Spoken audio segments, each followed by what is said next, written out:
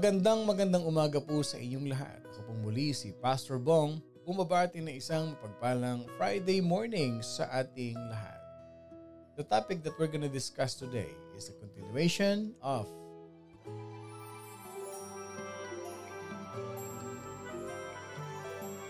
what the Bible says about experiencing obedience.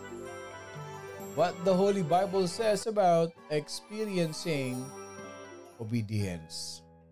Obedience is a common word that we always hear. Every time we attend a church, every time we go to a worship service, every time we attend a Bible study, and every time you open your Bible, you will always see the word obedience. A word that is very common, but not many people obey. But not many people apply it in their life. Laging naririnig pero ang tanong, ina-apply ba? Laging nakikita pero ang tanong, ginagawa ba? Ginagawa ba natin? Yan ang tanong sa atin mga kapatid. That is the big question. Do we really do that? Do we really apply it in our life? Let me give you a biblical foundation of what we're gonna learn today.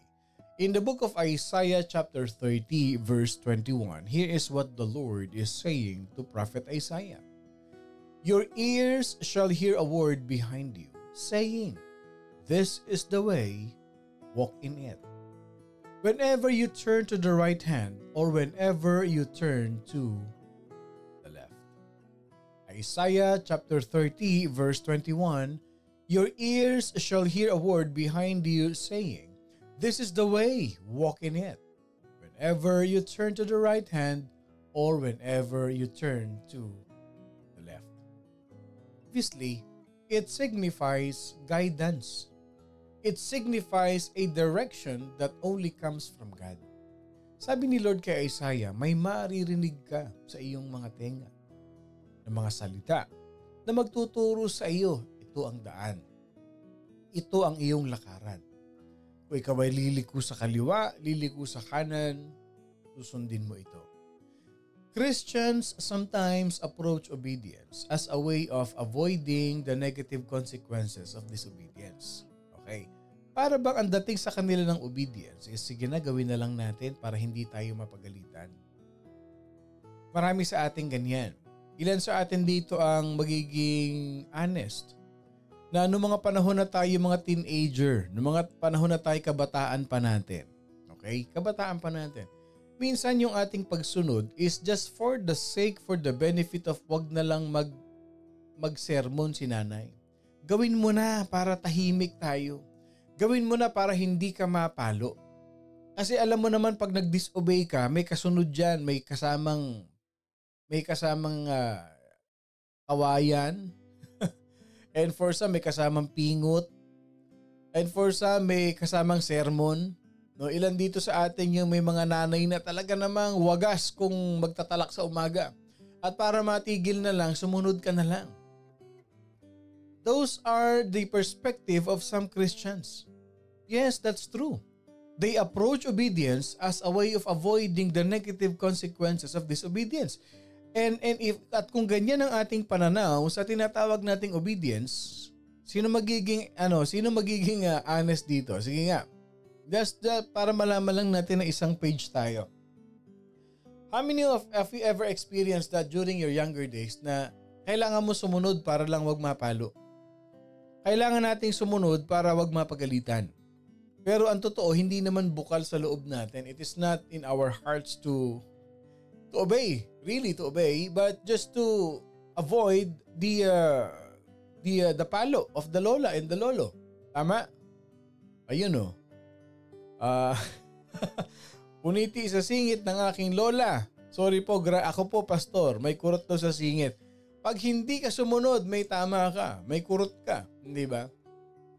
Ganyan ang realidad ng mga ako pastor, sabi ni Aileen. Sino pa dito yung ganyan, ano? Para lang, lalo na yung mga lumaki sa lola, yung merong mga lola, yung merong mga nanay na disciplinarian. Mapapalo tapos meron pa ako yung pamalo. Ang sakit kaya mag-obey na lang. Ayan. At least one page tayo na ako po pastor, ako yun pastor. Ito yun eh. para makarelate tayo, the way I give you a logical reason kasi para maintindihan natin. So they see obedience para tuloy ang nangyayari sa atin. Ako yan. Okay. They see obedience as a burden and not as the road to blessing. Okay. Para bang, wala naman akong magawa eh. Sumunod na nga lang para hindi lang mapalo o pinaluhod daw sa asin. Naku, nagtatype ka, nagdadrive ka dyan, touch key. Ha? Ingat-ingat ka. Okay. They see obedience as a burden. Tuloy, pag walang palo, hindi tayo takot eh. Pag hindi tayo makakaroon ng consequences, parang 50-50 kung obey ka talaga. And mostly, ang mangyayari sa iyo, disobedient ka. So, ang nangyayari, yung pagsunod is a burden. Not as the road to blessing. Okay? But God Himself, Jesus Christ, intended our walk of faith to be a great experience. Alam ba ninyo na ang purpose ni Lord, kaya niya tayo gustong matutong sumunod sa Kanya? Malusog ang kawayan during my younger years, Pastor. Ibig sabihin, malalaki yun. Okay, indak-indak sa... So, ibig sabihin nito, God's intention, tandaan ninyo ha, sunod-sunod itong ating pinag-aaralan. Okay, una, developing a discerning spirit, dwelling in the Word of God. And pangalawa, meditation, pinag-aralan natin, you always get closer to the Word of God. Kasunod ito. The more you know God, the more you trust God. And the more you trust God, the more you obey God. Bakit gusto ni Lord na mag-obey ka? Because it is our road to blessing. It is our road to be blessed by God. Because God's intention is for us to walk of faith, to become obedient as a great experience na kaya tayo nag-o-obey, na kaya tayo sumusunod sa Panginoon. The reason why we obey the commandments of God is because we are motivated by our love for Jesus Christ. Ang sarap ng ganun. Na kaya tayo sumusunod sa magulang natin kasi alam natin na mahal tayo ng magulang natin at ayaw nila na tayo ay mapasama. And bilang magulang, okay, karamihan dito magulang na. Ibig ko sabihin parents, hindi yung magulang na nanlalamang ng kapwa. Just to make sure. Okay, lahat tayo dito parents na. Okay, bakit ba kayo nagseset ng rules? Bakit kayo nagseset ng protocol sa mga anak ninyo? Anak, unahin muna ito ha. Huwag munang magganito.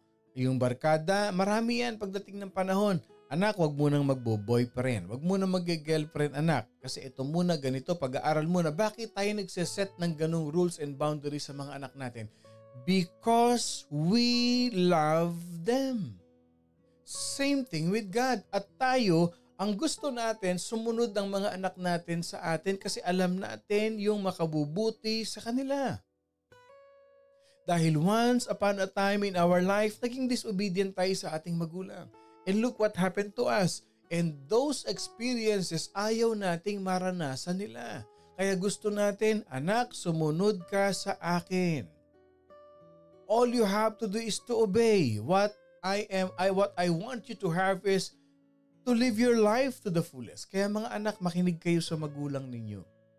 Walang magulang na ipapahamak ang sariling anak. Lalo pa nga at Kristiyano na. Lalo pa nga at morning devotion family na. Walang magulang na magtutulak sa kanyang anak para mapasama. Obedience is about expressing our love for God. Obedience is about expressing our trust in God. Hindi ba't pagka tayong mga magulang, pag nakikita natin yung anak natin ay obedient sa atin, pag yung anak natin ay masunurin, kahit pa nga sabihin nating papalpak-palpak ang ating mga desisyon pero nandun pa rin yung anak natin, nag-o-obey yung anak natin, hindi ba't ang sarap bigyan ng reward niya? Hindi ba't ang sarap bigyan ng reward yung anak na masunurin sa magulang? O ilan dito sa inyo yung mga rewarding, okay? Yung mahilig mag-reward sa mga anak kasi nag-obey. At kaya naman binigyan ng reward kasi nakita yung fruit of their obedience. Nung sinunod yung magulang na mag-aral mabuti, nag-focus sa pag-aaral, hindi ba ang naging resulta rin umasa, tumaas ang grade, nakatapos, nakakuha ng magandang trabaho. At yung aking inaanak na ito itong aking inaanak na ito talaga namang all the way from elementary talagang dire-diretso napakasipag mag-aral itong anak ko na ito. Nasubaybayan ko yung batang yan. At ngayon nakatapos na, registered na at pharmacist. I'm just using her as example. Merong maayos na pamilya. Nakapagnegosyo na sa Pilipinas. At ngayon nagdodoktora, naging obedient sa magulang. Lahat ng mga anak natin, ganun din. Gusto natin maging obedient. Ito naman ay paalala sa mga anak. Tandaan ninyo ito mga anak. Okay? Kung kayo ay kasama niyo pa ang magulang ninyo. Okay? Yung mga pinagdaanan ng magulang ninyo, all those experiences that your parents have strived throughout the years. Pag meron silang pinaplano, pag meron silang sinasadya sa buhay ninyo at wala ka rin lang naman direksyon, bakit hindi mo sundin ang tatay mo? Bakit hindi mo sundin ang nanay mo? Kung nakikita nila na ang buhay mo ay hindi stable, gusto ka nilang tulungan, why don't you obey your parents? Because most of the time, your parents has been using by God for you to achieve the goodness of life. Gagamitin ang magulang mo para pagpalain ang buhay mo. Our obedience can bear fruit.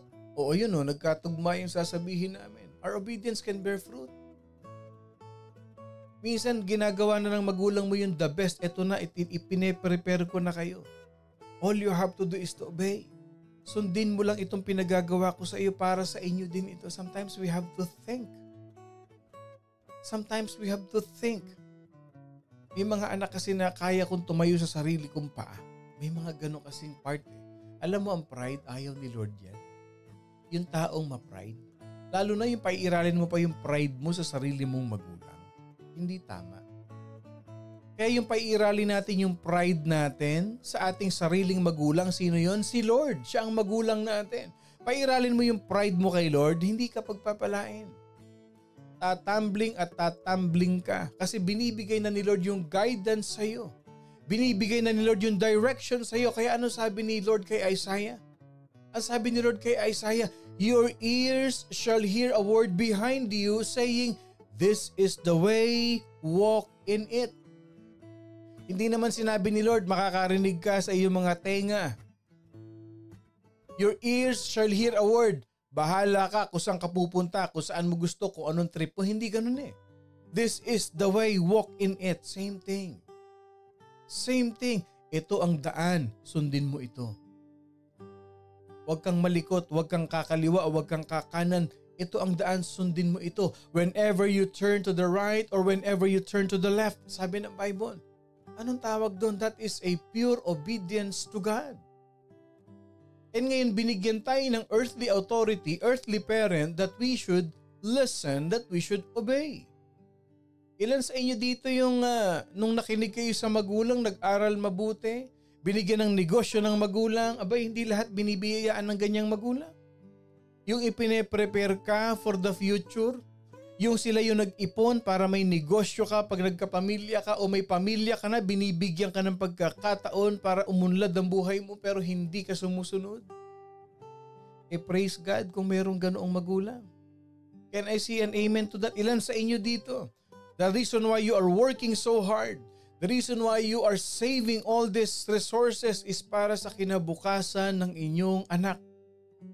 Para sa kinabukasan ng apo. Ilan sa atin dito, be honest with me. Sige nga, tignan natin yung mga godly parents, godly grandparents na hindi tumitigil sa pagtatrabaho kasi pine-prepare ang future ng anak, ng apo.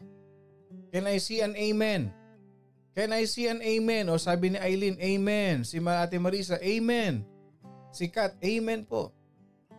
Ilan sa atin dito, be honest. Alam nyo kung bakit?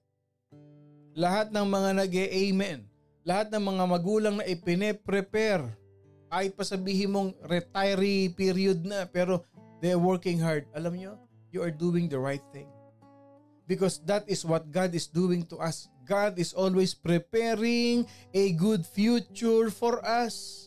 At hindi nagsasawa si Lord. Hindi nagsasawa si Lord. Never give up in doing good, mga kapatid. Especially for your family. Never give up in doing good kasi lahat ng ginagawa ninyo hindi nasasayang yan sa paningin ng Panginoon Diyos. Ang taong mapagmahal sa pamilya, ang taong mapagmahal sa mga anak, sa kanyang mga magulang, hindi pinababayaan ng Diyos. It is our obedience to God to do good things in life. Yes, it is. Obedience is about expressing our love for God, expressing our trust in God. It's not about avoiding bad consequences in life. Sumunod na lang tayo kay Lord kaysa mapalo tayo. Hindi ganun. Mali ang motive ng puso mo. Mag-serve na lang nga daw tayo, sabi ni Pastor Bong, para hindi tayo. No. I want you to serve the ministry wholeheartedly. Hindi ka napipilitan. I want you to serve the Lord with all your heart. I want you to serve the Lord because you love God. I want you to help the ministry not because to be famous o magpasikat. I want you to serve, to support the ministry because you love God. You love the ministry of God. At sabi ni Lord, tulungan mo yung ministry. Support the ministry of God. Pag mahal mo ang Diyos, walang dalawang isip yan. Yes, Lord. I will help the ministry. Use me for your glory. Yan yung declaration natin kanina.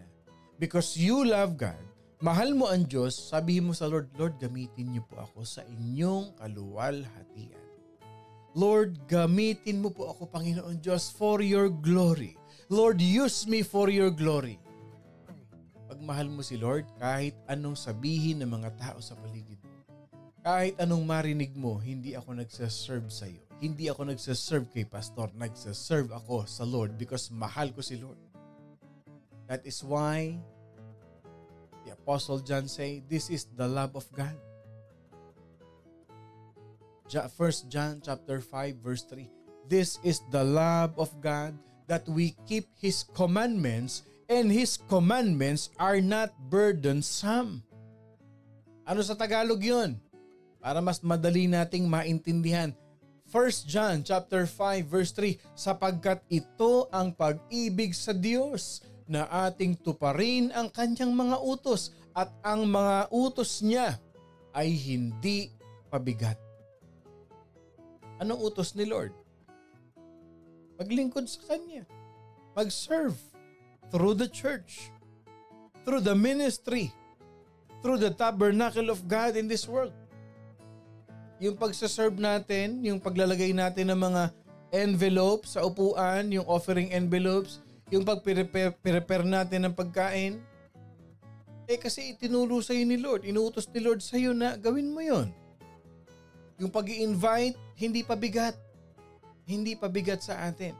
Kasi alam nyo, kung pabigat sa atin yung ginagawa natin, huwag na tayo mag-serve. Kasi sayang lang. I will tell you this. Hindi nalulugod ang Panginoon kung sumusunod ka, napipilitan ka lang. Even going to churches, I'm telling you this. Kasi sabi ni Lord, you offer your bodies as living sacrifice. Kaya ka pumupunta sa church kasi you are obeying the Lord. You are obedient to God. Pero yung pupunta ka sa church, parang ang bigat. Nako, pag hindi ako umaten, hanapin na naman ako, tatanungin na naman ako, para wala nang tanong-tanong, maka-attend na nga lang. Para wala nang tanong-tanong, wala nang ganito, maka-attend ng Bible study. Hindi nalulugod ng Panginoon. When we place our trust in the omnipotence of the Lord and you obey on His command, life becomes useful and purposeful. Wow! Pag daw tayo nagtiwala sa Panginoon, pag daw tayo sumunod sa Panginoon Diyos. Our God is everywhere. He is omnipotent God. The omnipotent presence of the Lord is always around us. If we trust God and we obey His command, anong nangyayari sa buhay natin? Nagiging kapaki-pakinabang tayo sa Panginoon. At nagkakaroon ng kabuluhan ang buhay natin. Our life becomes useful and purposeful. Kaya yung declaration nyo kanina, use me Lord for your glory, i-claim mo na. that you will be useful. Your life will become useful. That your life will become purposeful. We don't need to be afraid of the future. Why? Because God already knows the future. We don't need to be afraid of tomorrow because God already knows the outcome of your obedience. Yun ang maganda, mga kapatid. Bakit ka matatakot sa bukas? Bakit ka matatakot sa future mo sumusunod ka kay Lord? Useful ka kay Lord. At yung purpose ni Lord sa buhay mo, ginagawa mo. God already knows the outcome of your obedience and we can trust Him in His promises to us that He works everything for good. Ano sabi ng Romans 8, di ba? All things work together for good of those who love Him and those who are called. Tinawag ka ni Lord. May pinagawa sa iyo si Lord. Sumunod ka. Anong dapat mo ipag-alala? Same thing. Tinawag ka ng tatay mo. May inutos sa iyo tatay mo. Teka lang tay. May ginagawa ako eh. Halika muna anak, sundin mo muna ito. Alam mo yung tatay mo, generous. Na pag sinunod mo siya, inutusan kayong sukli sa'yo na. Meron ba dito mga ganyang magulang pa rin ngayon? Ako, praise the Lord.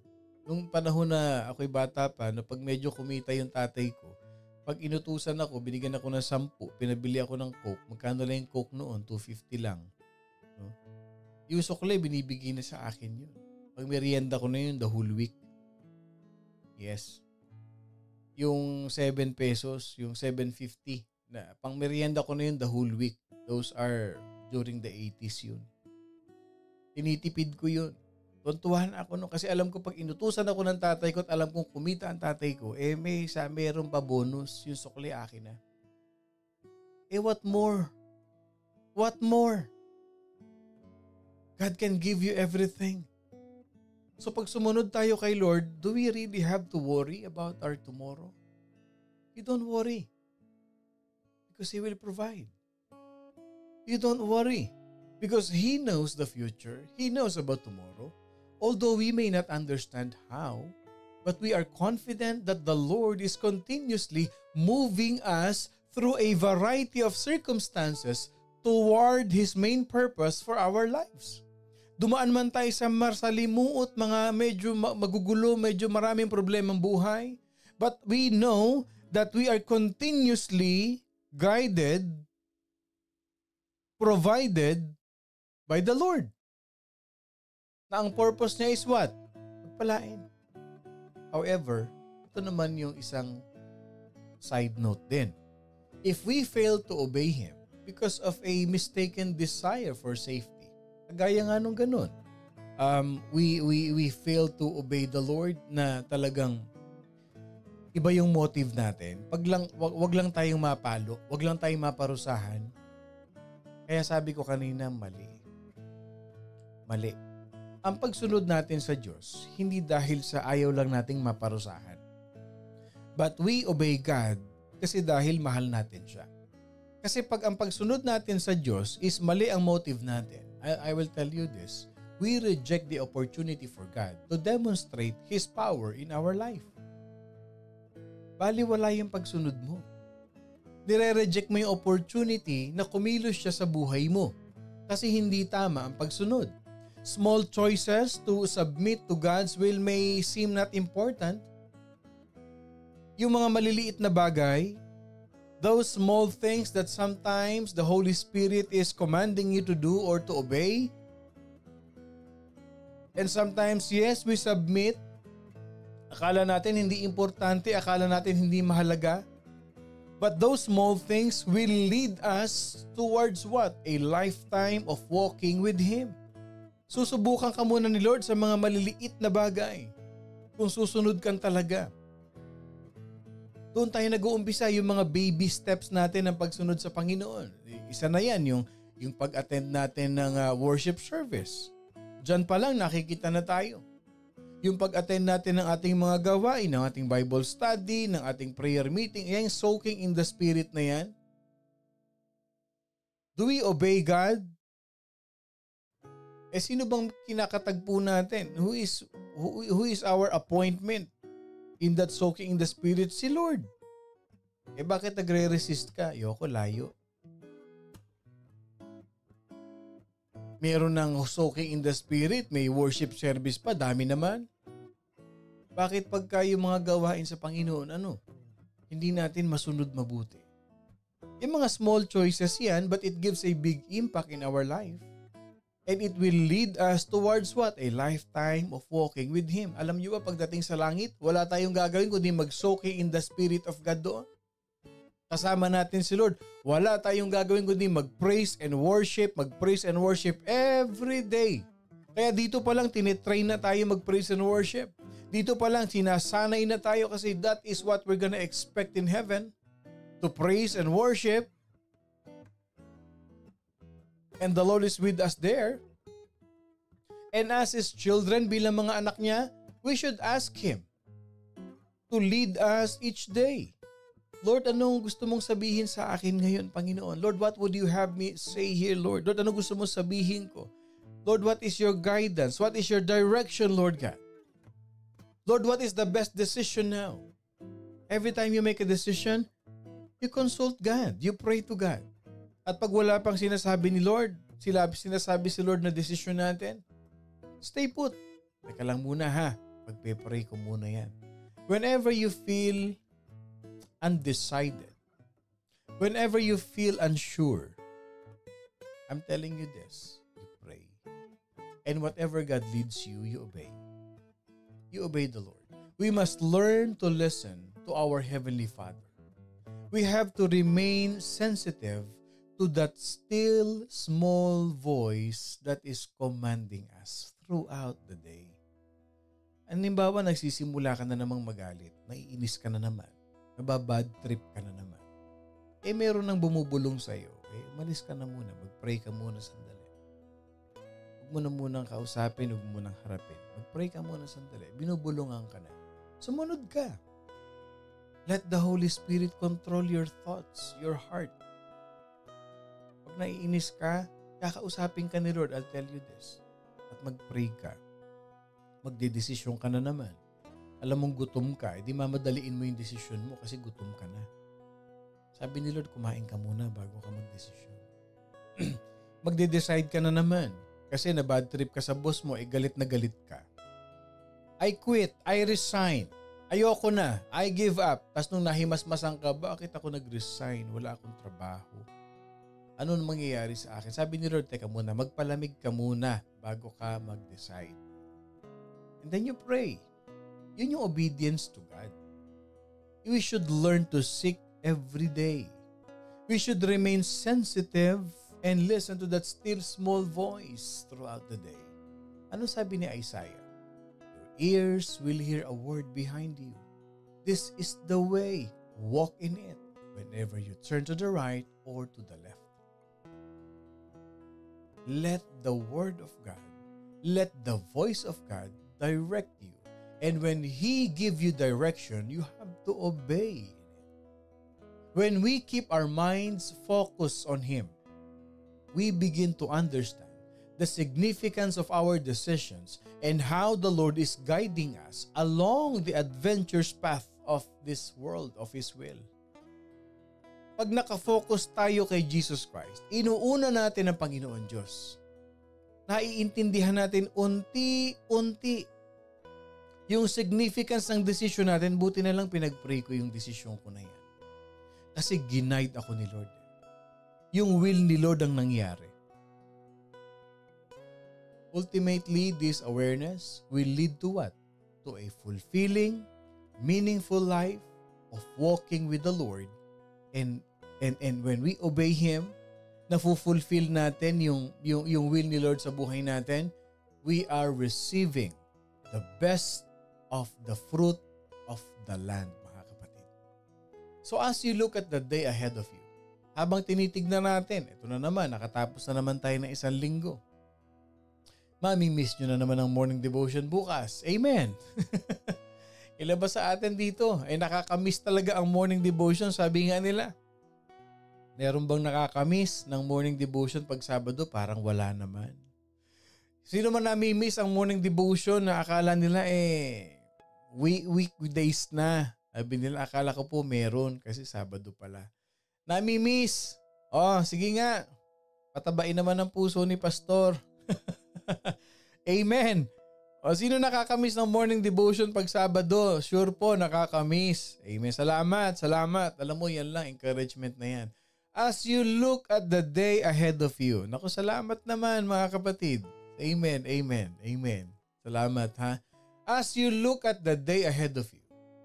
Nga pala, bago ko i-announce Di ba wala tayong morning devotion ng Saturday, okay? Malapit na po yung ating tinatawag na mga short video clips, okay?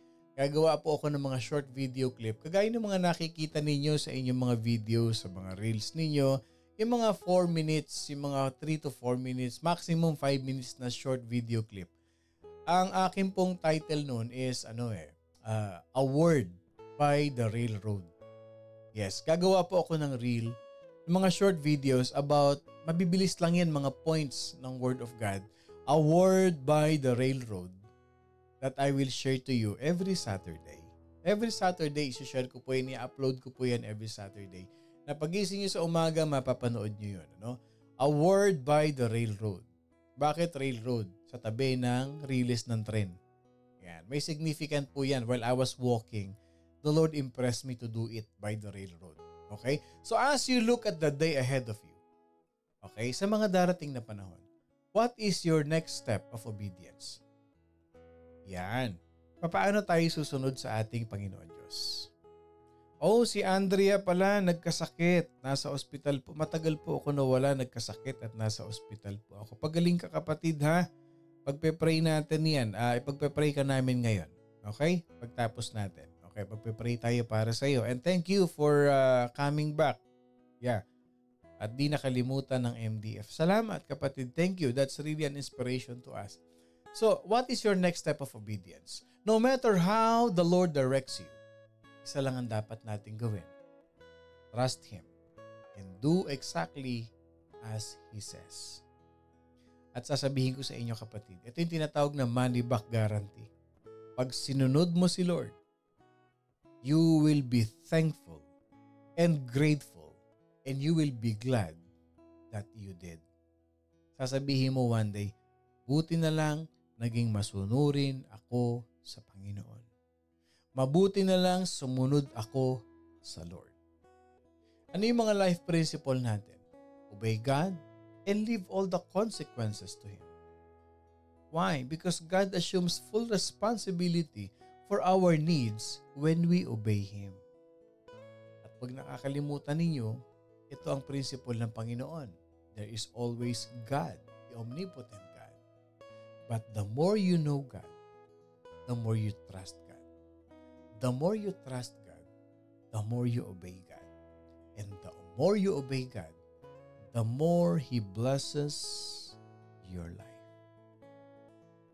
Know God, trust God, obey God, receive the best of the fruit of the land.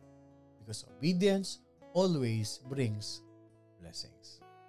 I hope and pray na meron tayong natutunan, na-remind tayo ulit mga kapatid sa powerful experiencing obedience in the presence of the Lord. Lagi tayong paaalalahanan ng Holy Spirit na lagi tayong sumunod sa Kanya. Dahil pag tayo sumusunod sa ating Heavenly Father, He will take care of us. All our needs according to His riches in heaven. Tayo po'y manalangin. Maraming salamat, Panginoon Diyos, sa isang linggong nagdaan na punong-puno ng pagsubok sa buhay. Sa isang linggong nagdaan, Panginoon, na kami iyong iningatan sapagkat kami naging masunurin, that we became so obedient to you, Father God. That no matter what you say, no matter where you direct us, we always follow you. No matter what circumstances may bring in our life, all we do is to obey you. All we do is to follow what you're saying to us. At alam namin, Panginoon, that our obedience will always brings the fruit, the best fruit of the land for us and for our family. Kasi Lord, hindi lang kami ang binibless mo pag sumusunod kami sa iyo. Kasama na dito Lord ang mga mahal namin sa buhay, especially our family, our children are being blessed by you as well. Salamat Lord sa morning devotion. Patuloy mo silang biyayaan ng pusong mapagmahal. Patuloy mo kaming gabayan ng iyong mga kamay na nagpapala sa buhay ng bawat isa. We love you, we honor you at nagpapasalamat kami Panginoon sa kagalingan, sa healing na binigay mo kay Sister Andrea Panginoon Diyos. That again, she is always there for us, for you Lord God to worship and hear your word. Pagpalain mong buong morning devotion family. Blessings of finances, provision of good health and healing, and relationship to one another.